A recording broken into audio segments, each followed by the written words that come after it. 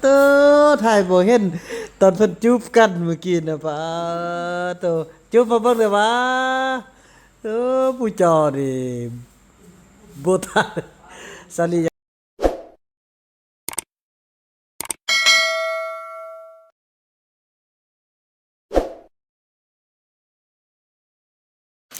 สบายดี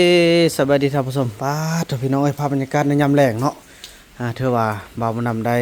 ไปส่งยาพื้นเมืองเพราะต้องเรืองแล้วก็มาแวะซื้ออาหารการกินพี่น้องเพราะว่าซื้อหลายได้แล้วบัดนี้เพราะว่าย่าแม่จันดาลีเขามงษาเฮาเพิ่นได้ซื้อตู้เย็นให้พวกเฮาเป็นที่เรียบร้อยพี่น้องเนาะเป็นการออกตลาดครั้งแรกที่ว่า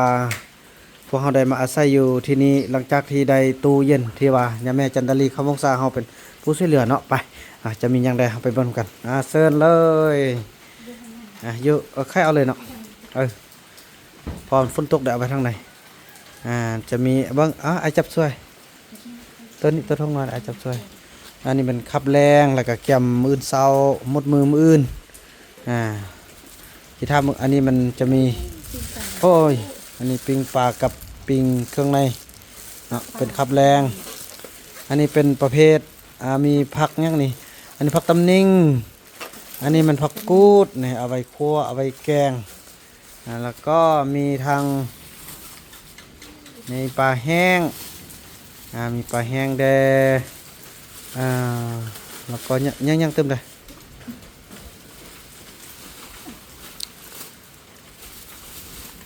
โอเคอันนี้จะเป็นผักเพชร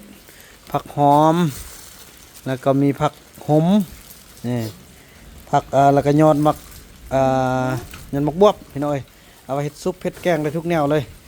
เพราะว่าผักซาผักสดของกินสดได้แล้วได้บาดนี่ไอ้บุญมีแถบบริมาพี่น้องเนาะอยู่บ้านอยู่นำพ่อย่ากับแม่ย่าพอเพิ่นก็ขึ้นฮอดเลยพี่น้องเอ้ย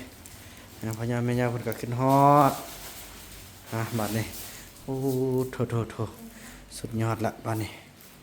อันนี้เป็นของกินแหละเอาไว้นี่ก่อนบาสาลียักษ์อันนี้เอาไว้ก่อนกินค่ะเป็นค่ะไว้หน่อยได้บ้านนี้มีตู้เย็นใส่ละสบายละคนจอดเลย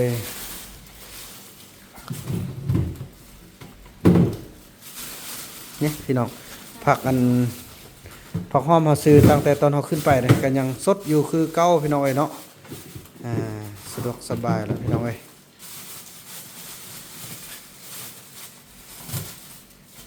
มักเพชรเอาไว้พี่ก็ได้โอเค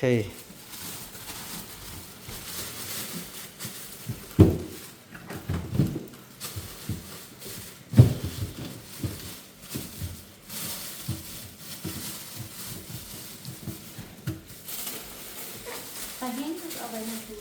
เอาไว้ในตัวเลย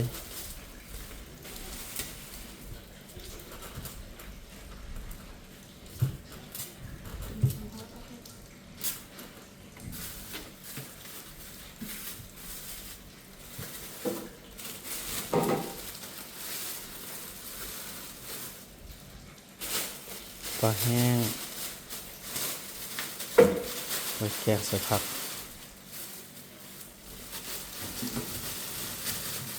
โอเคพี่น้องมดเฮากินมดแล้วก็ไปซื้อมาเติมมดซื้อมาเติมกวางทางเทิงจนบ่มีหยังใส่เลยเด้พี่น้องคนให้น้ำแข็งเอาเฮ็ดน้ำแข็งนี่โอ้เป็นเหรอวะเป็นวะขึ้นเดียวกับเป็นวะเอาเป็นก้อนบ่งามเนาะพี่น้องเป็นก้อนเลยนี่เป็นน้ำก้อนนี่บ่ทาอันนั้นนี่เป็นน้อยนี่เป็นน้ำก้อนเป็นนั่นเลยมีโรงงานผลิตน้ำแข็งได้พุ่นเนาะพี่น้องไงเนาะเขาโทงามขอบใจสาลีเอ้ยสาลีอาบน้ำแล้วเนอะสาลีไอ้เฟื่องเอ้าเขาจะบุยู่ได้ดิเขาล็อกข้างนอกนี่โอ้คนพากันไปเที่ยวเนาะเดินไปเที่ยวพาลูกไปเที่ยวทางใดเนาะฝนตกหน่อยนี่ บ่พนำมาบ่เห็นอืมพี่น้องนำก่อนโอ้โธงามขนาดเป็นเหลี่ยมคือกับพีระมิดพี่น้องเนาะคือพีระมิดอยู่อียิปต์เลยพุ่นน่ะโอ้คักภาพบรรยากาศฝนตก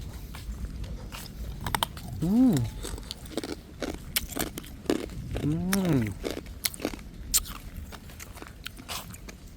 ไทยสยะเขียวดำก่อนได้เขาใครมักไปที่ทางนี้พี่น้องเนาะไปที่ป้าไม่เอฟซีมัดพี่น้องเอฟซีซาลีมัดอ่ะหูจักบาวบดำหูจักซาลีมัดอ่ะไปทางนี้เนี่ยสะดวกสบายนะพี่น้องเนาะโอ้คักคักคักคักพาทุกคนมาเบิ่งทางภายนอกจากสีแหละพาบรรยากาศฝนตกนี่น้องเอ้ยฝั่งนั้นก็เป็นน้องปลาฝั่งนั้นพี่น้องเนาะว่ากันต่อไปเด้อพี่น้องเนาะกินข้าวกินน้ำกันแมลงทาซาลีกับบาเฟืองมาก่อนเนาะแล้วซาลีเพิ่นก็มาแล้วพี่น้องเอ้ยโอ้เพิ่นว่าไปกินข้าวปุ้นโอ้ยพวกเจ้าไปยังเฮ้ยพวกเจ้าไปยังโอ้กรุบเลยโอ้โธ่เอ้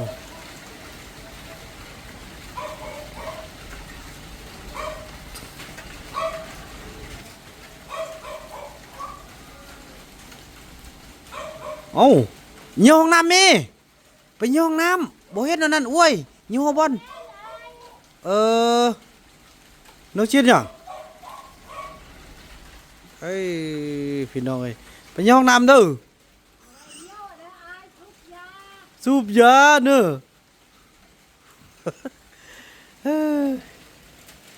ยอมละพี่น้องเอ้ยบอกกับบอกบ่ฟังพี่น้องเนาะแต่ว่าได้จะได้บ่เรื่องอันซ่อนให้อันเศร้าสูบยาเนี่ยบ่ไล่สิหนี่เด้อพี่น้องเอ้ยฮู้ท่าบ่ฮู้ท่าก็สิหนี่เลยว่าน่ะปะโธตายคือว่าล่ะพี่น้องบ่ต้องบังคับเขาเนาะมันเขาเจ้าเกิดมาแบบนี้ล่ะผู้ใดบ่ติดบ่ฮู้พี่น้องเอ้ยเนาะเอาตู้ก่อนเขาเจ้าพากันไปกินก๋วยเตี๋ยวมา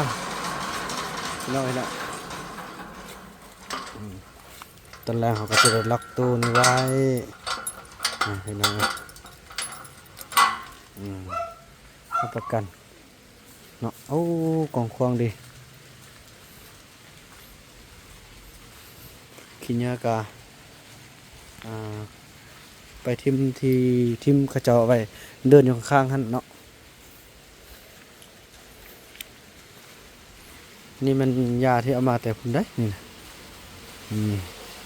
มาตากพอดีได้พอดีถึกฝนพี่น้องเนาะพอดีวิดฝนแกแห้งเป็นที่เรียบร้อยละ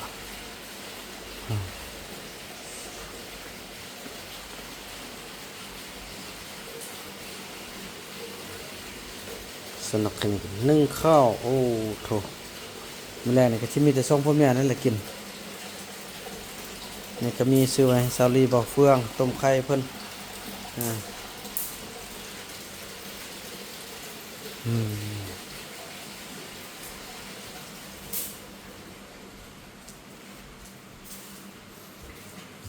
จะได้กินข้าวอยากกินข้าวแล้วบ่ ไม่อยากไอ้ บ่อยากเป็นหยังบ่อยาก อยากกินอะไร นี่เออเป็นหยังบ่อยาก ไม่อยากอะไร เป็นหยังบ่อยาก กินก็กินอะไร กินก็กิน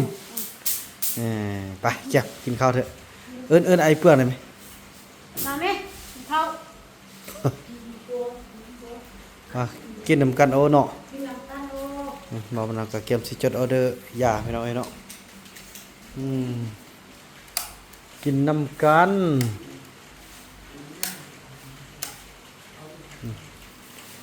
นั่นน่ะพี่น้องไอ้เนาะเก็บกินข้าวกินน้ำกัน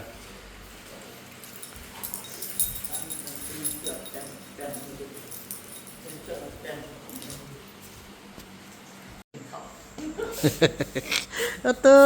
ถ่ายบ่เห็นตอนเพิ่นจูบกันเมื่อกี้น่ะป้าโตจูบมาเบิ่งได้ว่า